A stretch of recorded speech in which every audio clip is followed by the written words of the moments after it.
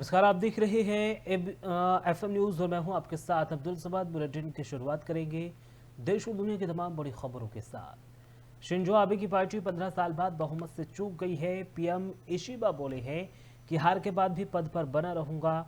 सत्ता में बने रहने के लिए तीसरे दल को शामिल करना पड़ सकता है, ऐसा कहा जा रहा है। तो जापान के पीएम शिगेरू इशिबा के लिए संसदीय चुनाव अच्छे संकेत नहीं दे रहे हैं।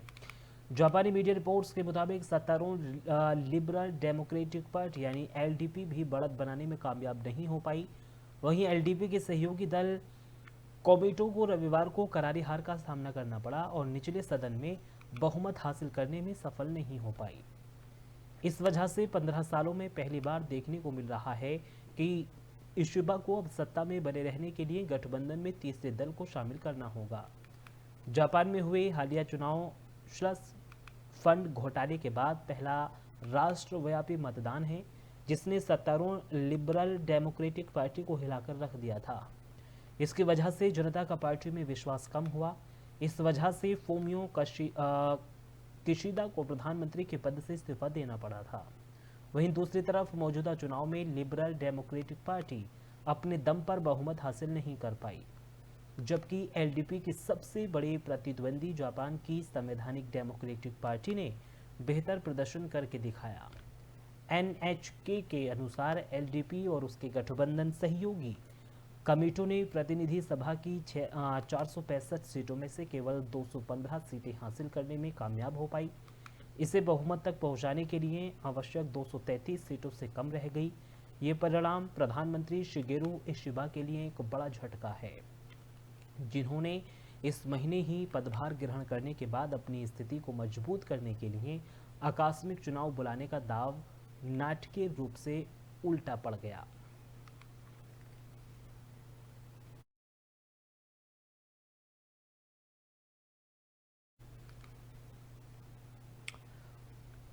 रूस यूक्रेन वॉर के 2.5 साल से ज्यादा वक्त हो चुके हैं। इस युद्ध में हजारों लोगों की जान भी गई है। युद्ध थमने के कुछ आसार नहीं दिख रहे हैं। वहीं प्रधानमंत्री नरेंद्र मोदी लगातार दोनों देशों से शांति की अपील कर रहे हैं। इसी बीच यूक्रेन के राष्ट्रपति व्लादिमीर जेलेंस्की ने एक बार फिर पीएम मोदी की तारीफ की है। यूक्रेन के राष्ट्रपति का मानना है कि पीएम मोदी रूस यूक्रेन युद्ध को समाप्त कराने में बड़ी भूमिका निभा सकते हैं। जेलेंस्की ने कहा है कि इसमें कोई शक नहीं है कि पीएम मोदी युद्ध रुकवा सकते हैं। एक रिपोर्ट के मुताबिक पीएम मोदी की तारीफ करते हुए उन्होंने कहा है कि पीएम मोदी के प्रयास में वास्तव में युद्ध पर लगाम लग सकता है। इस युद्ध को खत्म कराने की कोशिश में पीएम मोदी की बड़ी अहमियत है। आपको बता दें कि प्रधानमंत्री दुनिया के एकमात्र ऐसे राजनेता हैं जिन्होंने युद्ध के बीच रूस और यूक्रेन का दौरा किया था। आपको बता दें कि कुछ दिनों में यूक्रेन और रूस में कड़ाके की ठंड पड़ने वाली है। सर्दी में युद्ध लड़ना दोनों देशों के सैनिकों के लिए एक बड़ी चुनौती है। इस बात को लेकर राष्ट्रपति व्लादिमीर जेलेंस्की ने भी चिंता जाहिर की है। उन्होंने कहा है कि यूक्रेन और यूक्रेनी लोगों के लिए तीसरी कठिन सर्दी होगी।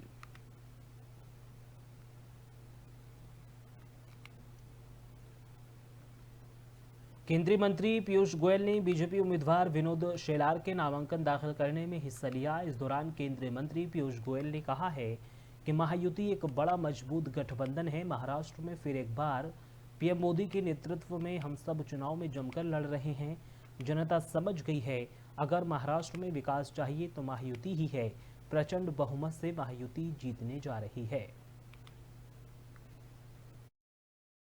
महायुति एक बड़ा ही मजबूत गठबंधन, चारों पार्टियां एक साथ मिलकर भारतीय जनता पार्टी, शिवसेना, राष्ट्रवादी कांग्रेस और रपाई आठवले ग्रुप, चारों की ताकत मिलकर महाराष्ट्र की सेवा में उतरी है। महाराष्ट्र में फिर एक बार प्रधानमंत्री नरेंद्र मोदी जी के नेतृत्व में हम सब चुनाव में जम के लड़ रहे हैं। एक एक सीट का जो जुलूस, एक एक उम्मीदवार का जो जुलूस आज आपने देखा, वो दर्शाता है कितना बड़ा जन समर्थन महायुति के पक्ष में है। जनता पूरी तरीके से समझ गई है कि अगर महाराष्ट्र का विकास चाहिए, महाराष्ट्र में प्रगति चाहिए, महाराष्ट्र में सभी समाज की सुरक्षा रखनी है, तो महायुति ही एक पर्याय है। प्रचंड बहुमत से महायुति जीतने जा रही है। उत्तर मुंबई चुनाव प्रचार को लेकर सीएम धामी अलर्ट पर हैं। पूर्व विधायक के विकास कार्यों को बीजेपी पूरा कराएगी, ऐसा सीएम की ओर से कहा गया है। उन्होंने कहा है कि निश्चित रूप से जनता बीजेपी को दोबारा से चुनेगी। तो मुख्यमंत्री पुष्कर सिंह धामी चुनाव प्रचार को लेकर ऊखीमठ क्षेत्र में दौरे पर पहुंचे। यहां पर यातायात व्यवस्थाओं को बनाए रखने के लिए पुलिस के आला अधिकारियों ने रविवार को ही क्षेत्र में सुरक्षा कड़ी कर दी थी। सीएम ने अपने संबोधन में कहा है कि पूर्व विधायक स्वर्गीय शीलारानी रावत के निधन की वजह से हो रहे उपचुनाव को लेकर उनके द्वारा जो भी विकास कार्य किए गए हैं उनको आगे बढ़ाने का काम बीजेपी करेगी। साथ ही उन्होंने कहा है कि आशा नोटियाल 2 बार विधायक रही हैं और क्षेत्र में उनकी एक अच्छी छवि है।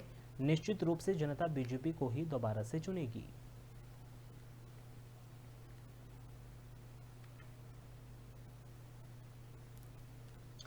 मसूरी विधानसभा में कैबिनेट मंत्री गणेश जोशी ने 47 आंगनबाड़ी केंद्रों में पाठन पठान और खेल सामग्री वितरित की है। उन्होंने कहा है कि इससे पहले भी उन्होंने क्षेत्र के 53 आंगनबाड़ी केंद्रों में पाठन सामग्री वितरित की है। कैबिनेट मंत्री गणेश जोशी ने कहा है कि आंगनबाड़ी केंद्रों में गरीब परिवार के बच्चे आते हैं, कोई भी बच्चा शिक्षा से वंचित न रहने पाए, इसलिए अपने विधायक निधि से सभी आंगनबाड़ी केंद्रों में पठन पठान सामग्री वितरित की जा रही है। आपको बता दें कि प्रदेश सरकार ने आंगनबाड़ी केंद्रों के लिए कई योजनाएं चलाई हैं और इन योजनाओं के जरिए अभिभावकों को इस बात के लिए जागरूक किया जा रहा है कि वो अपने बच्चों को आंगनबाड़ी केंद्र जरूर भेजें।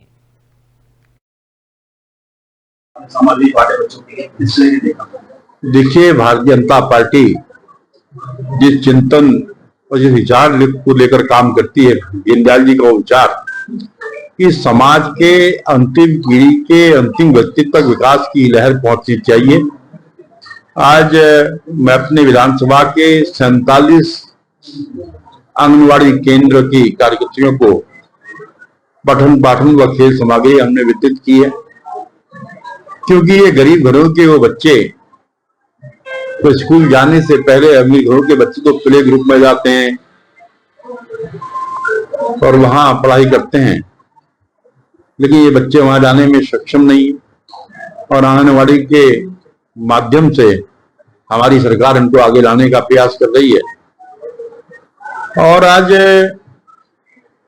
मैंने अभी अपने यहाँ की सभी आंगनबाड़ियों को 53 आंगनबाड़ी को मैं पहले ये सामान दे चुका हूं, 47 को हमने आज दिया है। और इसी प्रकार मैंने अपनी विधानसभा क्षेत्र के 98% स्कूलों में। देहरादून पुलिस को बड़ी कामयाबी मिली है। धोखाधड़ी में फरार चल रहे 2 आरोपी गिरफ्तार हो गए हैं। आरोपी पैसे को इन्वेस्ट करने का लोगों को झांसा दे रहे थे। तो देहरादून में 3 वर्षों से धोखाधड़ी के कई मुकदमों में फरार चल रहे 2 सगे भाइयों को उत्तराखंड एसटीएफ की टीम ने दिल्ली से गिरफ्तार कर लिया है। आपको बता दें कि स्टॉक मार्केट में पैसों को इन्वेस्ट करने का झांसा देकर इन दोनों भाइयों ने कई लोगों से लगभग 45 करोड़ रुपए की ठगी की है। ठगी करने के बाद टेक्नोलॉजी का भरपूर इस्तेमाल करते हुए ये दोनों भाई फरार हो जाया करते थे।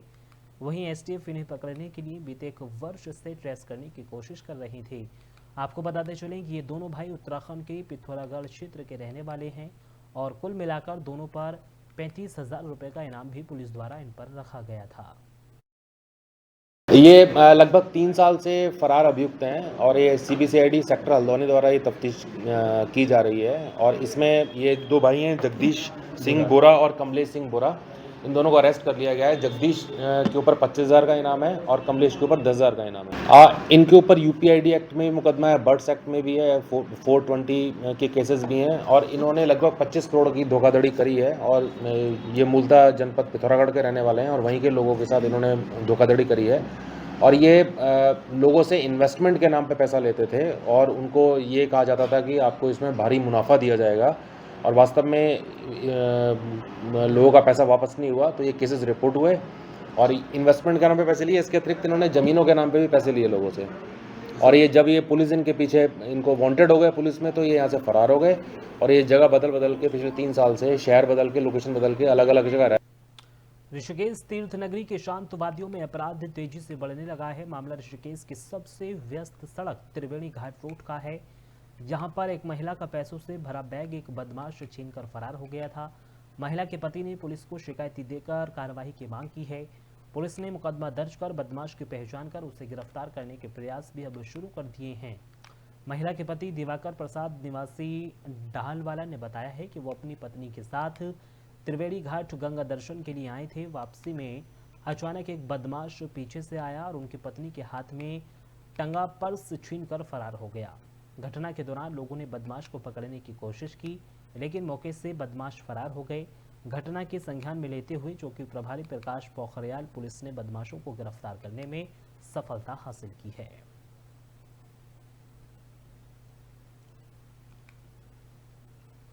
ऋषिकेश जिले में त्रिवेणी घाट चौकी क्षेत्र के अंतर्गत मायाकुंड की झुग्गी झोपड़ी में 1.5 साल की बच्ची चोरी करने वाली महिला को पुलिस ने गिरफ्तार किया है।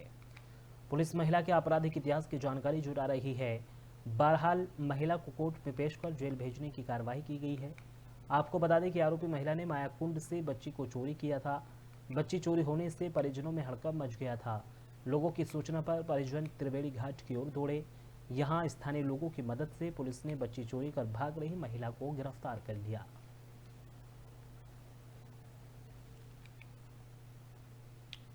अल्मोड़ा में छात्र संघ चुनाव नहीं होने से आक्रोशित छात्रों ने स्थानीय चौहान पाटा में जमकर हंगामा किया। उग्र आंदोलन के मद्देनजर भारी पुलिस बल तैनात किया गया। इस दौरान छात्र पेट्रोल डालकर आत्मदाह प्रयास किया, जिसमें दीपक लोहनी झुलस गया और पुलिस ने इस प्रयास को निष्क्रिय भी कर दिया, जिसका अस्पताल में इलाज भी किया जा रहा है। वहीं आक्रोशित छात्रों ने शिक्षा मंत्री का पुतला फूंका और छात्रों ने छात्र संघ चुनाव कराने की मांग की है। यदि सरकार ने तुरंत छात्र संघ चुनाव नहीं हुए तो उग्र आंदोलन भी करने की चेतावनी दी है। संघ के चुनाव जो अभी नहीं हो रहे हैं वर्तमान में, उसको लेकर कुछ छात्रों द्वारा विगत कुछ दिनों से यहाँ पे धरना प्रदर्शन किए जा रहे थे। तो आज एक छात्र द्वारा ये बताया गया था कि इसके द्वारा आत्मदाह का प्रयास किया गया। तो हम यहाँ पे उससे वार्ता भी करने का प्रयास किया गया था और पर्याप्त पुलिस बल भी यहाँ पे तैनात रखा गया है। उसने अटैम्प्ट भी किया, लेकिन वो जैसे मौके पर आया तो ये पूरी मामले को हमने नियंत्रण में पा दिया। ऐसे अभी कोई घटना ऐसे हुई नहीं, छात्र को पुलिस द्वारा ले लिया गया। कि हम इतने एक हफ्ते से लगातार छात्र संघ चुनाव के लिए आंदोलन कर रहे हैं, लेकिन सरकार के कानों में बिल्कुल जूं तक नहीं रोक रही है। क्योंकि देखिए लगातार पूरे प्रदेश में विरोध कर रही है और यहाँ पर एनएसयूआई इस अल्मोड़े में भी और पूरे प्रदेश में एनएसयूआई विरोध कर रही है। और यहाँ हमारा अध्यक्ष प्रत्याशी अमित बिष्ट ने आज आत्मदाह की धमकी दी, क्योंकि बच्चों ने लगातार साल भर कैंपस में तैयारी की और उन्होंने अपनी पूरी जवानी यहाँ कैंपस में बर्बाद कर दी हम जैसे लोगों ने। लेकिन आज युवाओं की जब हित की बात आती है तो ये सरकार। ड्राइवरों में स्लीप एपनिया नाम की बीमारी बढ़ रही है। मुनीकृति थाना पुलिस चिंतित नजर आ रही है, क्योंकि इस बीमारी से पीड़ित ड्राइवर की आंखें तो खुली रहती हैं, लेकिन उसका मस्तिष्क काम नहीं करता है और काम करना यानी बंद कर देता है। ज़्यादा लंबे समय तक वाहन चलाने वाले ड्राइवरों में इस बीमारी की होने की पुष्टि देश में होने लगी है। साथ ही साथ ये भी कहा जा रहा है कि सुरक्षा की दृष्टि से पुलिस कप्तान आयुष अग्रवाल के निर्देश पर अब मुनीकृति थाना पुलिस ने भद्राकाली पुलिस चेक पोस्ट पर निःशुल्क स्वास्थ्य जांच शिविर लगा दिया है, जिससे लोग सही समय पर इलाज ले सकें।